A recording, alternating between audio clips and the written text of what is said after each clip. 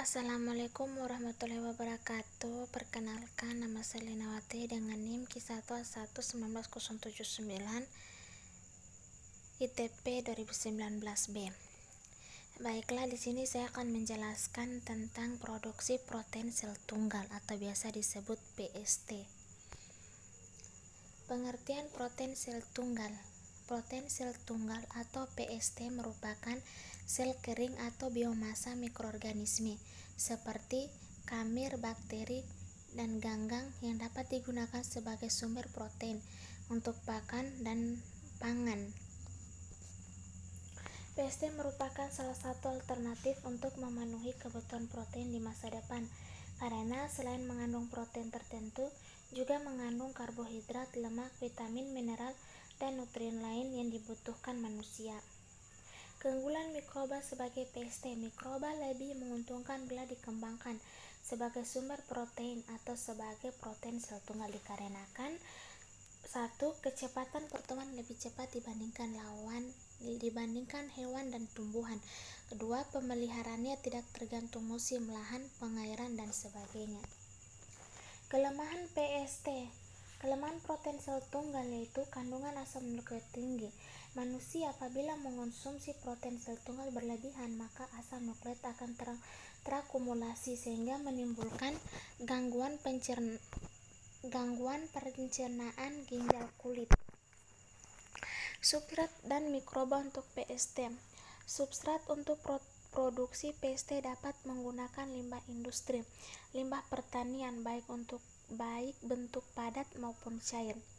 Limbah cair meliputi melase, cairan whey susu, sulfit, liquor, sedangkan limbah pertanian berbentuk padat misalnya limbah pabrik tahu, limbah pertanian yang mengandung selubiosa gula.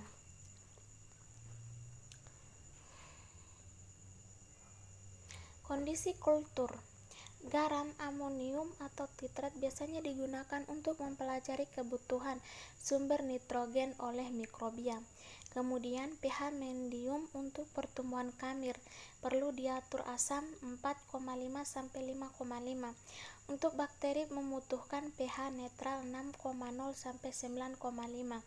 Sedang untuk bakteri hijau biru Spirulina maksimal memerlukan pH basa 9 sampai 11. Temperatur optimum untuk pertumbuhan mikrobia bervariasi. Ada yang tumbuh baik pada suhu antara 28 sampai 40 derajat Celcius. Produksi kamir, ada media minyak gas dipreparasi dalam kondisi tidak steril. Demikian juga algae yang ditumbuhkan di dalam danau terbuka. Selalu terjadi kontaminasi bakteri dan protozoa. Apabila produksi protein sel tunggal menggunakan substrat hidrokarbon, akan timbul banyak masalah karena kemungkinan bersifat karsinogenik. Problemnya antara solubilitas hidrokarbon rendah.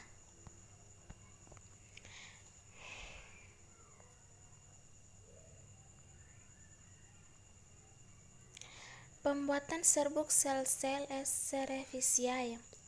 Pertama, sel-sel Cerevisiae dipanen dengan disentrifugasi 300 pm sebanyak 2 kali masing-masing selama 10 menit. Kedua, endapan dicuci dengan cara diberi aquades dan disaring dengan kertas saring Wattmann nomor 40. 3. Sel dikeringkan pada suhu 50-60 derajat Celcius selama 3 hari. Keempat, setelah kering dilakukan pengerusan sel. Dan yang terakhir, serbuk yang dihasilkan ditimbang berat kering selnya dan dianalisis kandungan proteinnya. Analisis kadar protein metode Lowry. Yang pertama, serbuk sel sebanyak 0,5 gram dihaluskan dan ditambahkan aquades sampai volume 100 ml. Kedua, larutan disaring dan ditambah 100 ml aquades. Larutan diambil 1 ml dan ditambah 1 ml Lowry digojong dengan vortex. Yang ketiga, didiamkan selama 15 menit pada suhu kamar ditambah 3 ml Lowry digojong dengan vortex. Yang keempat, didiamkan selama 40 menit pada suhu kamar dan segera diukur absorbansinya pada 590 Yang kelima, dibuat kurva standar bovin serum albuminum dengan konsentrasi 0,06 banding 0,12 banding 0,18 banding 0,24 banding 0,3 mg atau mil. Dan yang terakhir yaitu diperoleh garis regresi hubungan antara absorbansi dengan konsentrasi protein.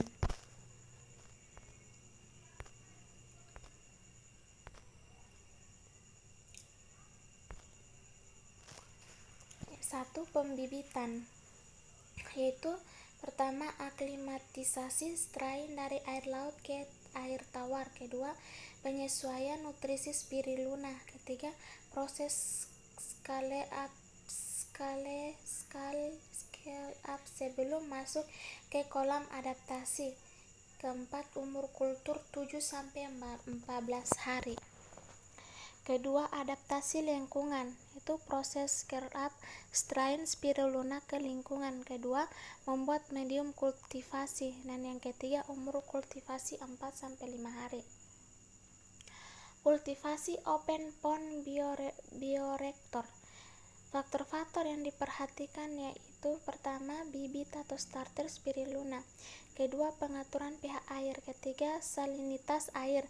Keempat, rasio makronutrien atau C/N banding O. Keempat, rasio mikronutrien. Yang keenam, lux cahaya atau spektrum cahaya. Ketujuh, kontaminasi alkalain. Kedelapan, lokasi dan desain kolam. Kesembilan, pengaduan. Dan yang terakhir, waktu panen. Keempat, pemanenan. Pertama, ditandai secara visual biomas sel sudah rapat. Kedua, umur kultur 2-7 hari. Ketiga, penambahan nutrisi pasca panen dengan komposisi tertentu. 5. Pengeringan. Pertama, pressing untuk mengurangi kadar air jeli biomas. Kedua, ekstruksi untuk memperluas bidang kontak. Ketiga, pemanasan temperatur 60 °C. Keempat, hasil berupa biomas lepeng. Ini adalah gambar di mana serbuk spirulina dan kapsul spirulina. Ini adalah gambar-gambar produk PST yang beredar di pasaran. Terima kasih. Mungkin itu saja yang bisa saya sampaikan. Bila ada kurangnya mohon dimaafkan. Dengan ucapan wabillahi taufiq wal hidayah. Wassalamualaikum warahmatullahi wabarakatuh.